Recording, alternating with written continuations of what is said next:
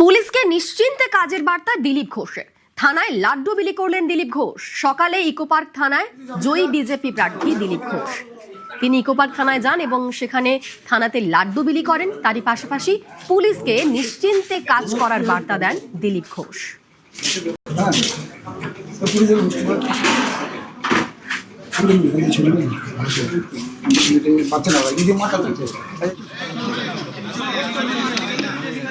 सब जो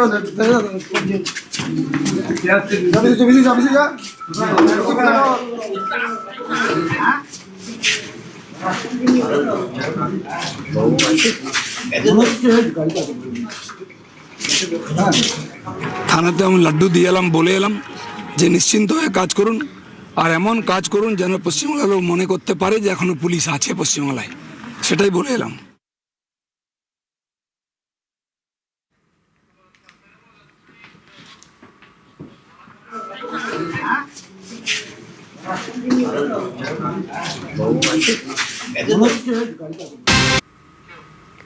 পদত্যাগ করছেন না মমতা বন্দ্যোপাধ্যায়। প্রতিবাদ হিসেবে পদত্যাগ করছেন না মমতা। কমিশনের বিরুদ্ধে জোর করে হারানোর অভিযোগ। রাজভবনে গিয়ে পদত্যাগ করতে হয়। কেন, কিসের জন্য? আমরা তো হারিয়ে নিয়ে যাবো। হারলে আমি যদি শপথ নিতে যেতাম তাহলে আমি রেজিগনেশনটা করতাম। এখন তো কোয়েশ্চেন ডাজন্ট অ্যারাইজ। জোর করে দখল করে যদি কেউ মনে করে যে আমি কি রেজিগনেশন দিতে হবে, no, not that. Now also I want to say that we didn't lose the election. It is their forceful attempt to defeat us. Officially they may, through election commission, can defeat us. But morally I am telling you that we won the election. পদত্যাগ করছেন না মমতা তো BJP বিধায়ক দিলীপ ঘোষের। দু একদিনের মধ্যে ক্ষমতার নেশা কেটে গেলে চুপচাপ কালীঘাট চলে যাবে। এ পুরোনো অভ্যাস ওনার। পাবলিক গলা ধাক্কা দিয়েছে, এখন কোথায় থাকবে না। রিটায়ারমেন্টের বয়স হয়ে গেছে, পাবলিক বলছে সন্ন্যাসে যান, ম্যান্ডেট এসে গেছে। উনি কোর্টের বিরুদ্ধে যাবেন, নির্বাচন কমিশনের বিরুদ্ধে যাবেন, সংসদের বিরুদ্ধে যাবেন, এখন পাবলিকের বিরুদ্ধে যাবেন। জীবনে উনি কাউকে বিশ্বাস করেননি, পাবলিককে বিশ্বাস করেননি, এখানকার ভোটারকে, তাই ফলস ভোট দিতেন। পুলিশকে বিশ্বাস করতেন না, আর পার্টির লোককে বিশ্বাস করতেন না, এখন পাবলিক ওনাকে বিশ্বাস করেনি।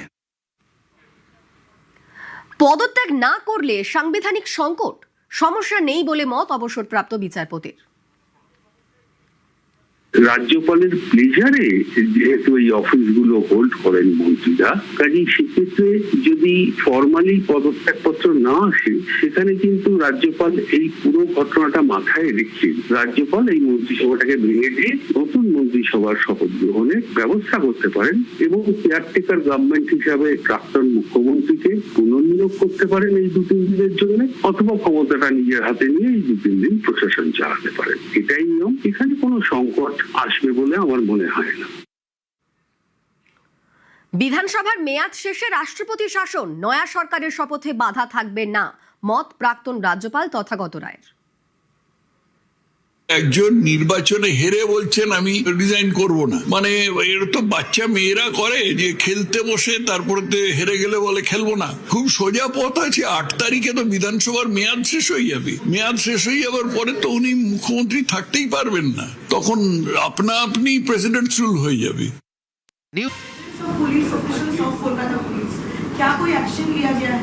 लिया जाएगा, एक्शन लिया जाएगा। अभी पहले जो जेसीबी का मतलब जो घटना हुई है उसको पहले कंटेन करेंगे, पुलिस का फॉलोअप एक्शन होगा।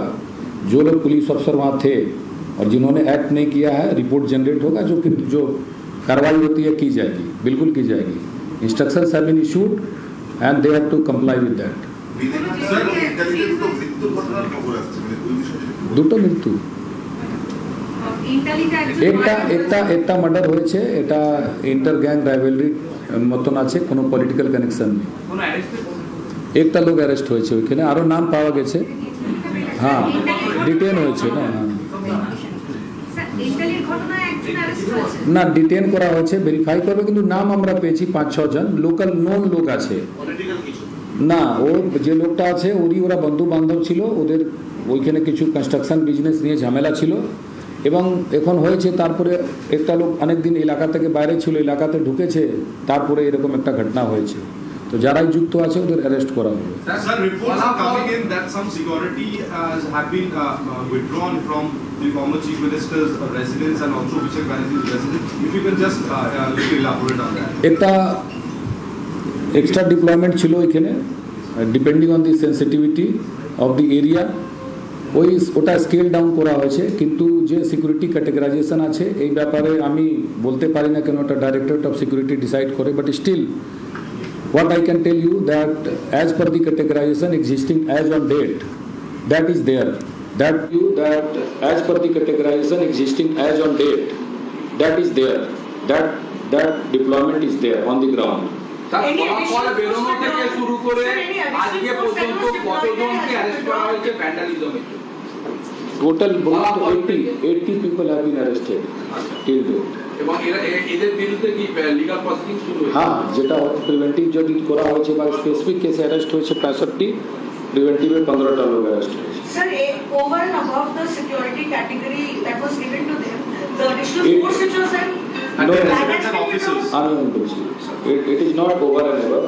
একটা ক্যাটেগরাইজেশন হয়, একটা হলো এরিয়া সিকিউরিটি হয়, ঠিক আছে? তো অনেকগুলো লেয়ার থাকে, তো একটা পেরিফেরিয়াল সিকিউরিটি আছে, ওইগুলো আবার রিভিউ করা হয়েছে অ্যাজ পার দি সিকিউরিটি ক্যাটেগরাইজেশন। যেটা এন্টারটেনমেন্ট ছিল দ্যাট ইজ দেয়ার। পুরো ডিটেলস যদি আমি যেটা বললাম, you can collect it from directorate of security who are in charge of all Z plus category security protecting. Kolkata পুলিশের ডিসিপি শান্তনু সিনহা বিশ্বাসের বিরুদ্ধে লুকআউট সার্কুলার জারি হয়েছে। এই মুহূর্তে শান্তনু সিনহা বিশ্বাস কোথায়, কি অ্যাবসকন্ড করছে? না, আমাদের কাছে কোনো স্পেসিফিক ইনফরমেশন এই ব্যাপারে নেই। না, আমাদের কাছে ইডি থেকে এই ব্যাপারে কোনো কমিউনিকেশন নেই। তাহলে মূল বিষয় যেটা হচ্ছে যে বিভিন্ন জায়গায় গন্ডগোলের যে ঘটনাগুলো উঠে আসছে, ভাঙচুর হচ্ছে, সেটা নিয়ে আপনাদের একবারে আজকে থেকে স্পষ্ট এবং কড়া বার্তা, জেসিবি নয় এবং গন্ডগোল নয়, তাই? ইয়েস, কেস হবে বললাম তো, ওটা ফলো ওটা জানতে হবে, এখন immediately I can't tell you case কি। Sir, we had seen some similar kind of brawl in Topshia area late last night where huge crowds were mobilized. So any police action has been initiated in that case হয়েছে ওইখানে, it was not huge mobilization, around 200 odd people were there and then 40 people have been arrested under preventive sections already। ওইখানে একটা CAPF deployment আছে, পিকেটস আর দেয়ার, তো এমনি এখন কোনো সমস্যা নেই। কোনো জায়গায় যদি কোনো ভ্যান্ডালিজমের ঘটনা ঘটে, আপনাদের নলেজে আসে, শুধুমাত্র কি কলকাতা পুলিশ সেখানে মুভ করবে না এবং ওই সেন্ট্রাল ফোর্স সেখানে যাবে? আমি এখন বললাম পুরো ভোট পর্ব যেরকম হয়েছে ওই রকমই হবে। পুরো ভোট পর্বে সিএপিএফ ছিল, কলকাতা পুলিশ ছিল, এখনও সিএপিএফ আছে। আমরা জয়েন্টলি বললাম তো, নোডাল অফিসার আছেন, কম্বাইন্ড কন্ট্রোল রুম আছে, so we are working jointly.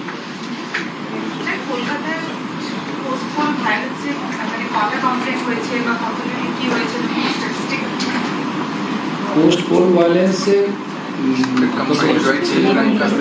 কিছু ভ্যান্ডালিজম হয়েছে যেখানে অনেকবার কোনো কমপ্লেনই হয়নি। আমরা সুমোটো কেস করেছি, নিজেই কেস করেছি, রাস্তা ধারে কোনো বিল্ডিং আছে বা কিছু আছে ভাঙচুর করেছে, ওইগুলো আমরা করেছি। কোনো জায়গায় কোনো গন্ডগোল হলে সেই জায়গার মানে এলাকার মানুষজন আপনাদেরকে জানাবে, তার জন্য কি কোনো পার্টিকুলার নম্বর দেবেন না 100? যে নাম্বারগুলো আগে ছিল, সিও কন্ট্রোল রুমও চলছে, আমাদের 100, 112 দুটো নাম্বারই চলছে। এছাড়া অনেক লোক আছে যারা অনেক লোক সঙ্গে সম্পর্ক আছে, যে কোনোভাবে খবর পাচ্ছি আমরা, we are acting on it. So যে আগে কমপ্লেন্ট সেল ছিল, that complaint cell is still in action. So we are taking complaints, we are doing follow up action. তারপরে রিপোর্টিং অব্লিগেশন আছে, যদি রিপোর্ট করতে হচ্ছে ওটাও আমরা জানিয়ে দিচ্ছি। তো ওই নাম্বারগুলোতে ফোন করলে পাবেন। আমরা যেটা বলেছিলাম, আমরা 1 লক্ষ থেকে বেশি কার্ডস দিয়েছিলাম, including our police station number during CBMs exercise.